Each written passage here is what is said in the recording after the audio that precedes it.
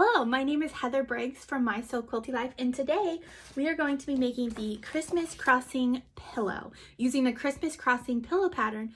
This pattern was in the Passport to Quilting Holiday Edition free pattern bundle that was put on through Passport to Quilting. The event is November 10th through the 14th.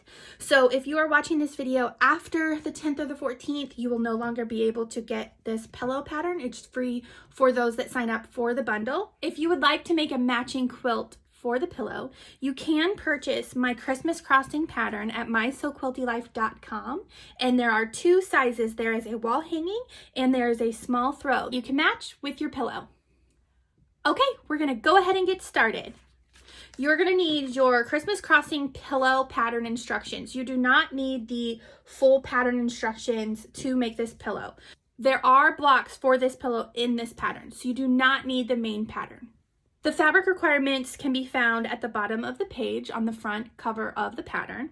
Today I'm going to be making my pillow with whites, pinks, and reds, but follow along if you want to make the exact version I did on this pillow. I used the Merry Little Christmas line by Bonnie and Camille.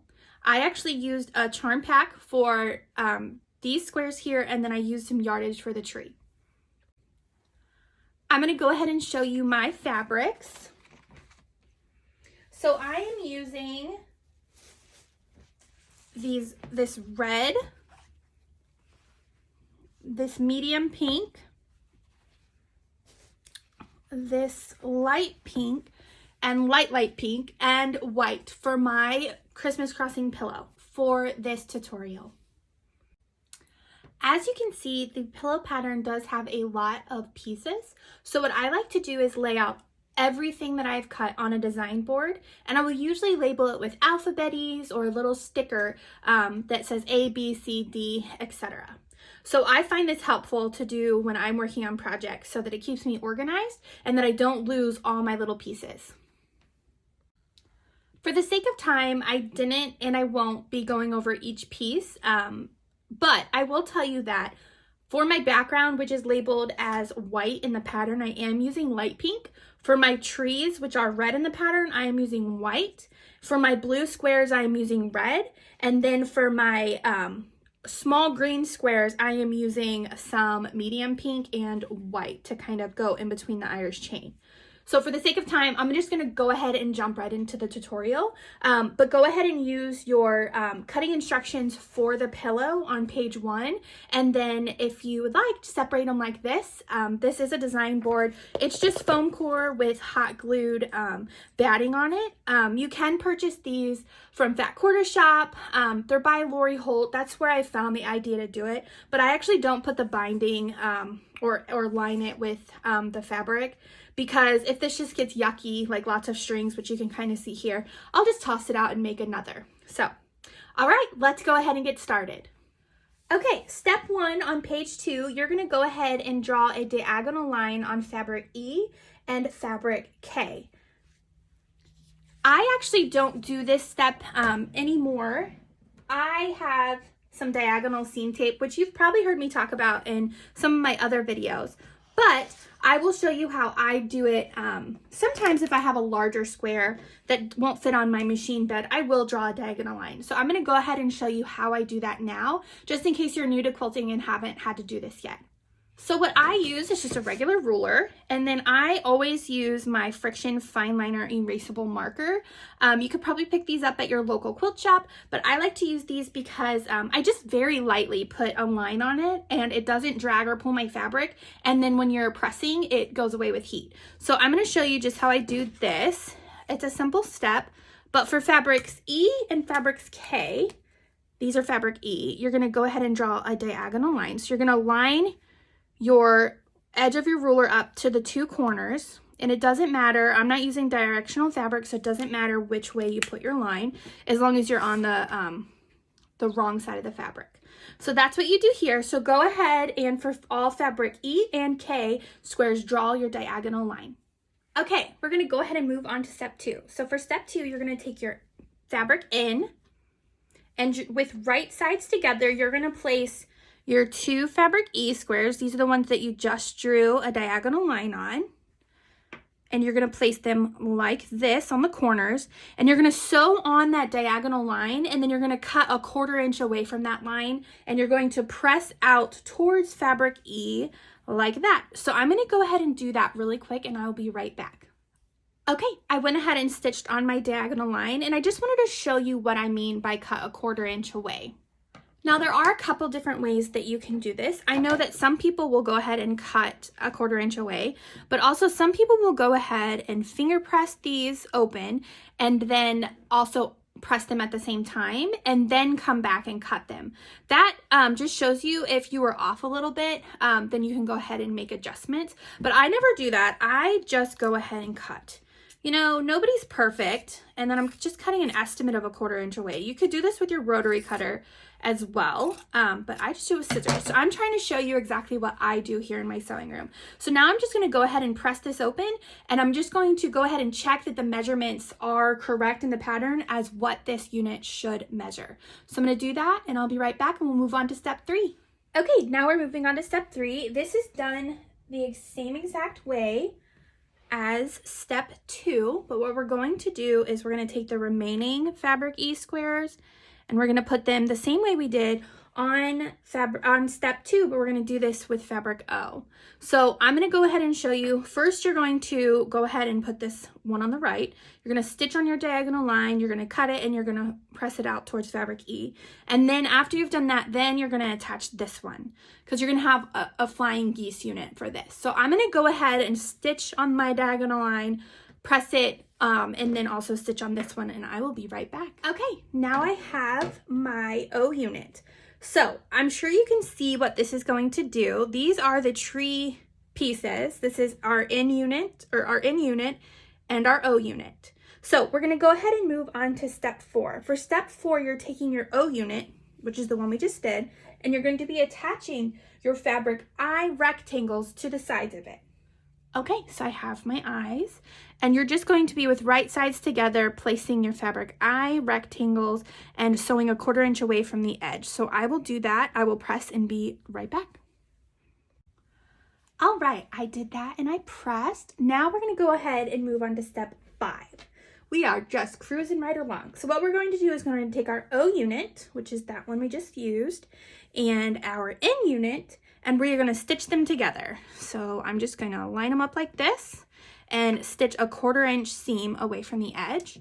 I will do that and I'll be right back, and then we will have our completed treetop unit. So I'm excited for that. Okay, I went ahead and assembled the O unit to the N unit, and I went ahead and made sure that my unit, the treetop unit, actually measured exactly what it was supposed to in the pattern. After each step, I usually like to add a measurement so that you, as you go along and are making your quilt, you can make sure you're on the same page and you have the correct measurement.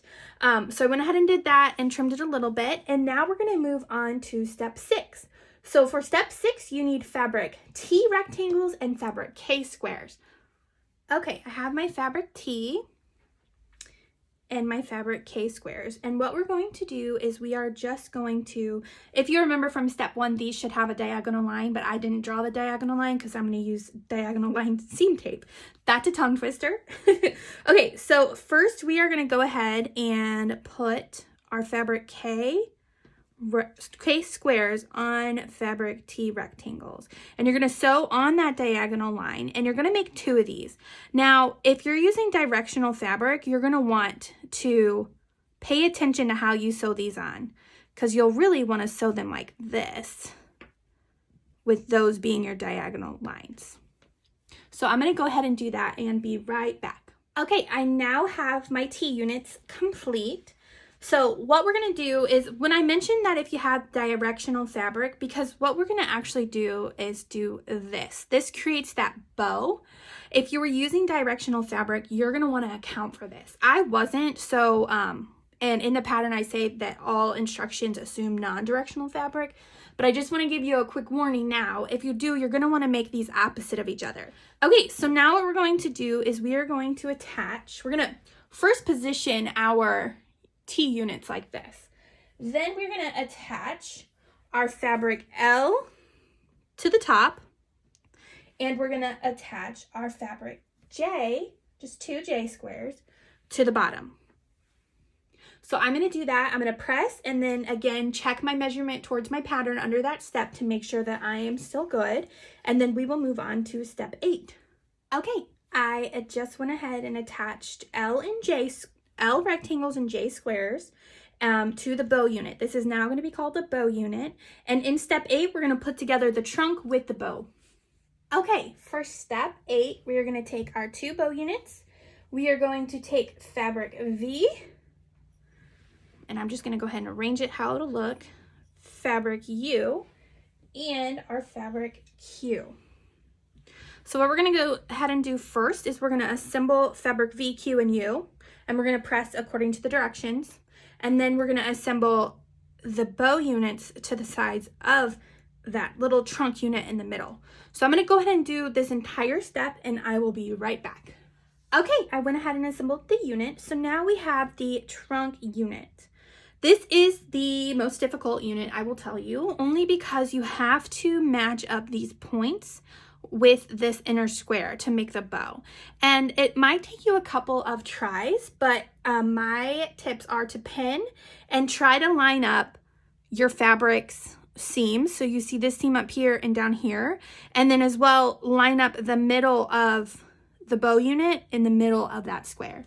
And it might take you a couple times, but I guarantee you will enjoy making this unit. I love how small it is. This is the back. I pressed all into the inside of this trunk. I feel like it lays more flat that way when the whole block is assembled. So we're gonna go ahead and move on to step 9. So for step 9, we do need our fabric D rectangles. We're going to take our fabric D rectangles and attach them to the sides of our trunk unit. So just like before, we're going to put right sides facing and line those up, stitch a 1/4 inch away from the seam, and press towards fabric D on both sides. I will go ahead and do that, and I will be right back. Alrighty, I have just finished step 9. So we're going to go ahead and assemble the tree unit. So what we need to do for step 10 is take our trunk unit and our treetop unit, and we're going to assemble them. So we're going to go ahead and lay our treetop unit on our trunk unit, a stitch a 1/4 inch away from that seam, and then we are going to press open. So I'm going to go do that, and we will have a completed tree unit. This is exciting. I hope you guys are having a lot of fun with this. Okay, so now we're going to be moving on to step 11. So for step 11, we're going to be taking our fabric F rectangles and fabric R and P squares. Now, for R, I am using the medium pink, and for my P squares, I am using the white. So that's a little bit different than what you have in the pattern. Yours shows red and green, and I'm using the pink and white. So what we're going to do is we can put that aside. We are going to be assembling our fabric P squares like this, and you're going to be making 2 of these. So you need to be careful how you're arranging them. And we're going to go ahead and stitch a 1/4 inch away from the edge, and then we're going to press out towards those squares. So I will do that, and then when I come back, we're going to attach it to our tree unit and be finished with this part of the pattern. Okay, so I just made these 2 units, and what we're going to do now for step 11 is we're going to take our tree unit, and we are going to make sure that these are situated the correct way, and we are going to assemble them to the tree unit. Now for this top unit, you want to be careful that you do not stitch into that 1/4 inch or too much in from the 1/4 inch seam, because you do want this tree to have that point up there. So just be mindful of that when you are stitching them together. So I'm going to go ahead and using my 1/4 inch seam, stitch those, and then pressing out towards these, and I will be right back. Okay, now I have my tree unit completely assembled, and I went ahead and trimmed any excess off that I had according to the pattern instructions of what it should measure. So we're going to go ahead and put this guy to the side, or this girl to the side, and we are going to go ahead and move on to step 12. Now step 12, these are all the outer portions of the pillow. So these are all these units out here. We've already completed this center unit. Now we're going to do these outer units. So you're going to need fabric M, P, J, B, and R. That's a lot. So, okay, so we're going to need fabric M squares, and I'm going to go ahead and position this how it should be. So we're going to need our M, and remember I am using red squares instead of blue. Then we are going to need our fabric B, and then we are going to use fabric J, and you're going to be making 2 of these. So, and then my white is where my red would be, and my darker pink is where my green would be. So you're gonna go ahead and make 2 of these, so 1 of each.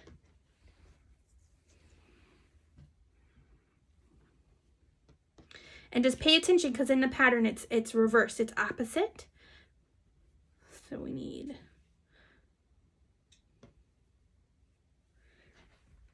our J. So I keep getting mixed up because I'm using pink as my background instead of white, and normally I would use white as my background.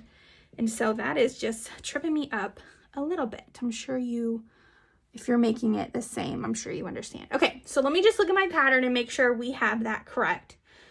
So my white is my red P squares. So we got white P, white P.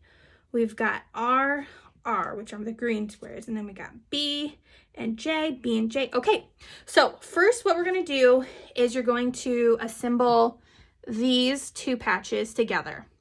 Then you're gonna assemble the 2 patches with your fabric M, and then you're gonna assemble those 2 to fabric B. So I'll do the first part and I will be right back to show you. Okay, I went ahead and made the 2 patch units first. So as you can see, I just sewed those together. That one there, this one here, like that. See, I am getting mixed up because look, that background square, that white is just messing me up. Okay, so we want to make sure that our background fabrics are right here.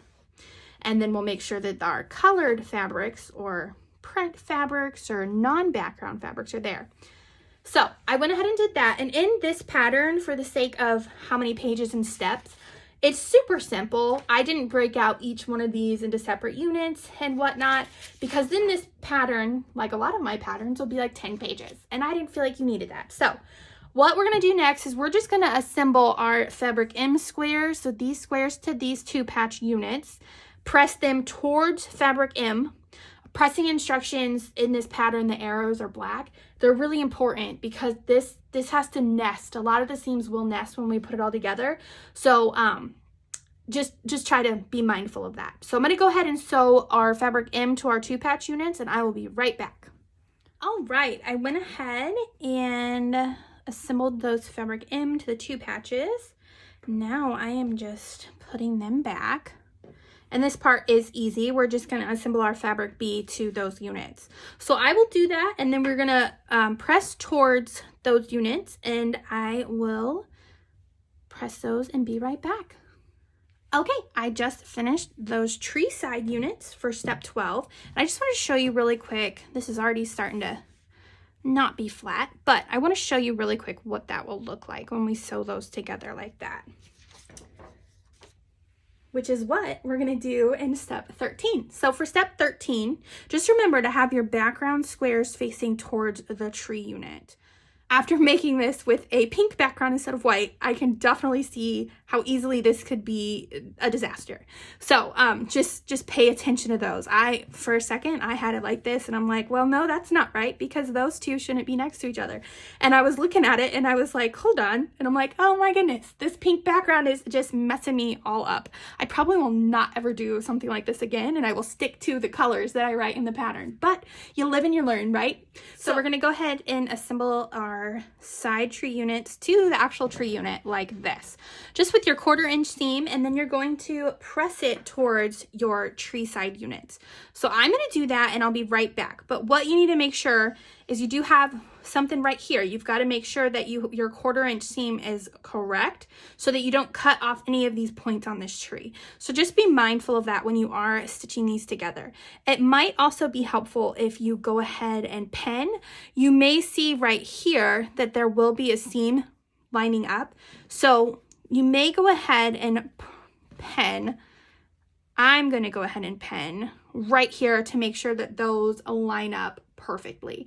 Now this was pressed one way and this was pressed open, which is fine because I wanted to reduce bulk there, but just be mindful of that when you are sewing these together. So I'm going to pin that and I'm going to sew it, press it, and I'll be right back. Okay, so I just got done with the center unit. I have my points here, so that's good. And then these line up pretty good. That's pretty good for me. Not much of a perfectionist, as long as it looks nice and looks good in pictures. That's all I care about. Okay, so now we're going to go ahead and set this aside. So we're going to go ahead and move on to our other units. So for step 14, we're going to need fabric A, fabric H, fabric J, M, P. All right, so we have fabric A, fabric H, fabric J, here, those are background, fabric P, which that's the red, so for me that's the white, and then we have fabric M. So first, again, I didn't break it out into individual instructions for each seam, but I'm just going to show you how to lay it out, and we're going to make 4. So what we're going to do first is we're going to lay out our fabric A on top, fabric H on the side, and it's just like the diagram shows, fabric P, fabric J, and fabric M. So that's what it's going to look like. So again, you're going to sew your 2 patch units together, then you're going to assemble these 2 fabrics to the side, and then you're going to assemble fabric A to the top. So you're going to make 4 of those. So I'm going to go ahead and make each of those. I'm going to press them. I'm not going to show you the 2 patch and everything. I'm just going to go ahead and sew them all up, because in the previous couple of steps, I kind of showed you how to break it down and how to sew it like that. So I'm just going to go ahead and stitch mine all up, and then we will move to step 15. Okay, I just finished step number 14, and we made the left side units. So as you can see here, next we're going to be moving on to step 15. And step 15, it's almost the exact same way, just opposite. And instead of your P square, you're going to use your R square. So I'm going to set these guys aside. It's looking so good. And I just want to show you what step 15 will look like. So you'll take your A, and this time your M on this side. You will take your J, background square, your R square, and your fabric H rectangle. Again, you're going to sew your 2 patches together, and then after those are stitched and pressed, you're going to sew your M and H, and then you will assemble A. So I'm going to go ahead and do that. You're going to be making 4 of these, and then I will be right back, and we will start putting together this side unit. Okay, I just finished up my right side units, so I've got 4 of those. Now we're going to be moving on to step 16, and we're just going to be putting together the entire side unit to then move on to step 17 to putting it all together. So we are almost done on the finish line. So what we're going to need is our left side, right side units. So I'm just going to put these all together here. So we need our left side units and our right side units. Then we are going to need fabric G, fabric S. So here's G and S. And what we're going to do is we're going to assemble fabric G and S with your 1/4 inch seam pressing towards fabric S. And then we are going to assemble our right and left side units to the sides of that.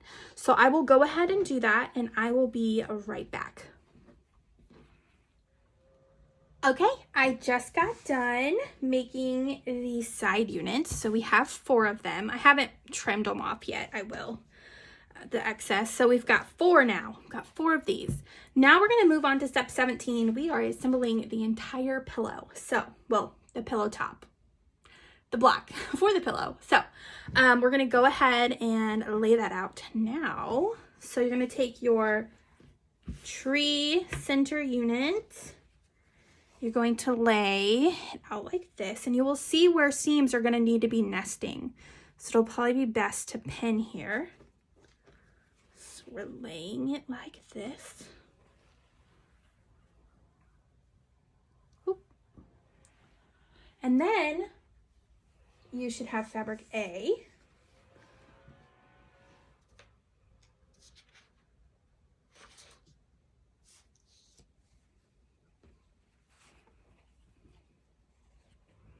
like this. So what we're going to do first is we're going to assemble fabric A squares to our side units to our tree unit, and again, fabric A to the side units. Okay, so I'm going to go ahead and assemble the fabric A to the side units and this side unit to our center unit. Again, you're going to want to make sure these seams nest, so you're going to want to make sure that you pin at the intersections so they nest nicely and that your seams match up. So I will do that right now, and then what you're going to do when you have those assembled, you're going to assemble the rows together. So I'm going to do all of that and I will be right back. Okay, I just got done. I'm so excited. It turned out so pretty. I love it so much. So in the pattern, if you are making a pillow, you're going to continue on. But if you would like to just make this a simple wall hanging or mini quilt for your wall or for a tabletop, you can go ahead and quilt this and bind this. Quilt, bind, you know, all the things to make a quilt and be finished. But if you would like to make the pillow in the pattern, I tell you exactly how to continue on to make a pillow. Just let me know in the comments if you want me to make a separate video of showing how to quilt this and just some straight line quilting and then turn it into a pillow using the pillow instructions. So let me know in the comments if that interests you and I will make that. And then also, if there was a step in this video that you feel like I should have explained more, just let me know so I know for future reference. Alrighty, well, I hope you enjoyed this tutorial for the Christmas crossing pillow. You can see how just changing your fabrics, it can look completely different. I love this version. I feel like I could have this out even into Valentine's Day. I always love making things that I don't have to have just for that season. So like, whereas this one feels more like Christmas, although I could have it out a little bit longer into January, I feel like I could have this one out through Christmas, through January, into February, because it has those Valentine colors. So I like to do that with a lot of things that I make. If you enjoyed this video, please give it a thumbs up, a like, and share it and give it a comment. And if you haven't already subscribed to my channel, please do so. I'm trying to make sure that I make block tutorials showing all of my patterns. I have over 30 patterns. So I have a lot to do. That's 30 different blocks, and some of my patterns have more than one block in them. So I'm trying to get that done into next year. So if there is a block in one of my patterns that you really, really, really want me to do a tutorial on sooner than later, just shoot me an email at mySewQuiltyLife@gmail.com. Oh my goodness, here we go. mySewQuiltyLife@gmail.com. Okay, it's been a long day. And if you would like to turn your block instead of a pillow into the full quilt, I have a pattern on my website at mysewQuiltyLife.com where you can either make a wall hanging size, a throw size, or keep adding blocks and make it however big you want. So I hope you enjoyed this tutorial. Thank you for watching this, and I will see you next time. Bye, guys.